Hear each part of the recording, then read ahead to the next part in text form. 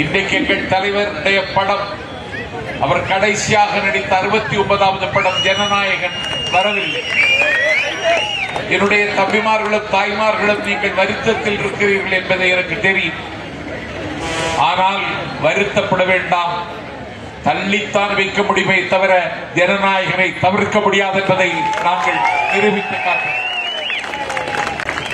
மண்ணை குடைந்தால் மணிகள் கிடைக்கும், மலையை குடைந்தால் வைரம் கிடைக்கும், விண்ணை குடைந்தால் நிலவு கிடைக்கும், கண்ணை குடைந்தால் விடிவு கிடைக்கும், என்னை குடைந்தால் உங்களுக்கு பேச்சு கிடைக்கும், எங்கள் தலைவரை குடைந்தால் தமிழக வெற்றி கழகத்திற்கு வெற்றி கிடைக்கும் என்பதை வருகிற நாளில் நாம் இருக்கிறோம். ஆகவே ஆண்டு கொண்டிருக்கின்ற திராவிட மாடல் அரசை அப்புறப்படுத்துவதுதான் இன்றைக்கு நம்முடைய முதல் கட்ட வேலை. அதனால் தான் இன்றைக்கு ஆத்திரப்படுகிறார்கள். இந்த ஆட்சியை அப்புறப்படுத்த வேண்டிய தேவை ஏன் வந்தது?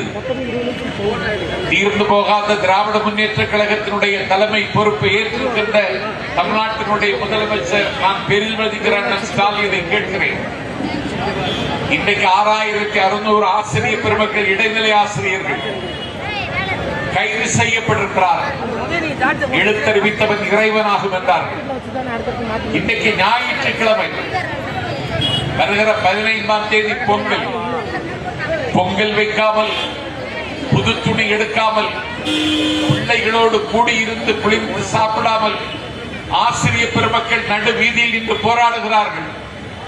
காவல்துறையை ஏவிவிட்டு அவர்களை கைது செய்து நீங்கள் கராக்கரகத்தில் அடைக்கிறீர்கள்.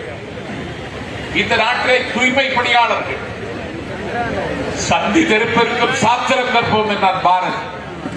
வீதி வீதியாக துடைப்பத்தை எடுத்துக்கொண்டு பெருக்குகிற தூய்மை பணியாளர்கள் எங்களுக்கு இந்த வேலையை நிரந்தரமாக்கி தாருங்கள் என்று கேட்டால், தூய்மை பணியாளர்களை போராட்டத்தில் ஒருவர் இறந்து போனார். அதை கூட கருத்தில் கொள்ளாமல் வேட்டை நாய் மானை திரைத்துவதைப் போல என் தாய்மார்களே, நாளை வாக்களிக்க போகிற வாக்காளர் பெருமக்களே, தூய்மை பணியாளர்களை இன்றைக்கு விரட்டி விரட்டி அடிக்கிறார். நான் இதை அண்ணன் ஸ்டாலினிடத்தில் எதிர்பார்க்கவில்லை. தமிழ்நாட்டை ஏன் இந்த நிலைக்கு கொண்டு தள்ளினீர்கள்? தமிழக வெற்றி கழகத்தை தொடங்கினால் உங்களுக்கு ஆத்திரம் ஏன் பெறுகிறது?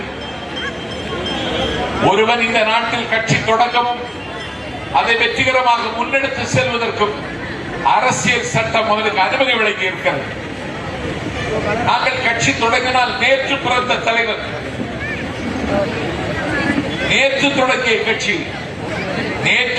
கட்சி நாளைக்கு ஆட்சிக்கு அவர்கள் ஆசைப்படலாமா என்று கிண்டல் பேசுகிறார்கள், கேலி செய்கிறார்கள், எண்ணி நகையாடுகிறார்கள், ஏளனம் செய்கிறார்கள்.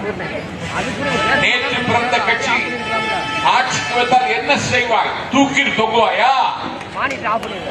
நஞ்சரிந்தி சாவாயா? ஆட்சிக்கு வரத்தான் போகிறோம், என்ன செய்ய போகிறார்? ஏன் ஆந்திராவிலே என்டிஆர் கட்சி தொடங்கிய உடனே, தெலுங்கு தேசத்தை தொடங்கிய உடனே ஆந்திராவிலே என்டிஆர் ஆட்சிக்கு வரவில்லையா? என்டிஆர் மறைந்து போனாய் என்று கருதுகிறாய், மறையவில்லை. தமிழ்நாட்டில் விஜய் வெடிவத்தலர் விஸ்வரூபம் எடுத்திருக்கிறார்.